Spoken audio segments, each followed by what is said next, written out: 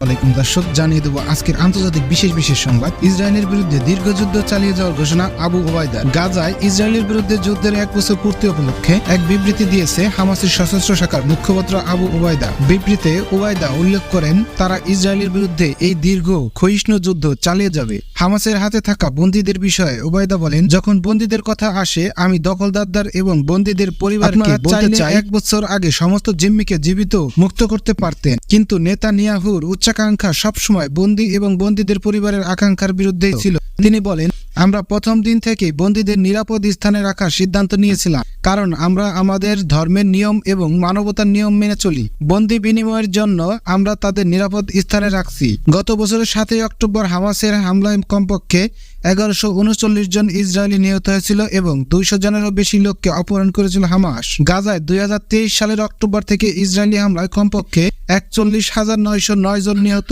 এবং 97,303 জন আহত হয়েছে। আরও থাকছে, গাজায় ইসরায়েলি হামলায় আরো 77 ফিলিস্তিনি নিহত। গাজায় চলমান ইসরায়েলি বর্বরতার 1 বছর পূর্ণ হলো গতকাল 7 অক্টোবর। এদিনও গাজা উপত্যকা জুড়ে কমপক্ষে 77 জন ফিলিস্তিনকে হত্যা করেছে ইসরায়েলি বাহিনী। এদিকে ইসরায়েলের পাবলিক ব্রডকাস্টিং কর্পোরেশন এক প্রতিবেদনে জানিয়েছে, সোমবার 7 অক্টোবর উত্তর গাজায় হামাসের হামলায় এক ইসরায়েলি সার্জেন্ট নিহত হয়েছে। নিহত সার্জেন্টের নাম নোয়াম ইসরায়েল আবেদা।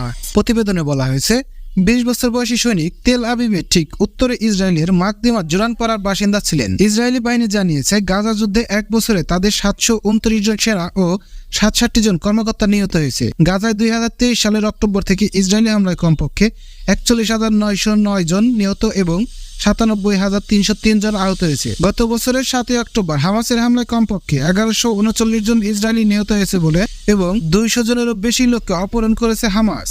গাজা যুদ্ধের 1 বছরে 128 সাংবাদিক নিহত, কারাবন্দী 58। সাংবাদিকদের আন্তর্জাতিক সংগঠন কমিটি ফর প্রোটেক্টিং জার্নালিস্টস জানিয়েছে, গাজা যুদ্ধ শুরু হওয়ার পর থেকে প্রায় 128 জন সাংবাদিক ও মিডিয়া কর্মী এই যুদ্ধে প্রাণ হারিয়েছে, যা সংগঠনটি 1992 সালে তাদের কার্যক্রম শুরু করার পর থেকে সর্বোচ্চ। এদিকে অ্যাডামিন নামে পরিচিত prisoner support and human rights association বলেছে, গত 1 বছরে বিভিন্ন সময়ে গাজা এবং অধিকৃত পশ্চিম তীর থেকে 108 জন সাংবাদিক আটক করেছিল ইসরায়েলি বাহিনী।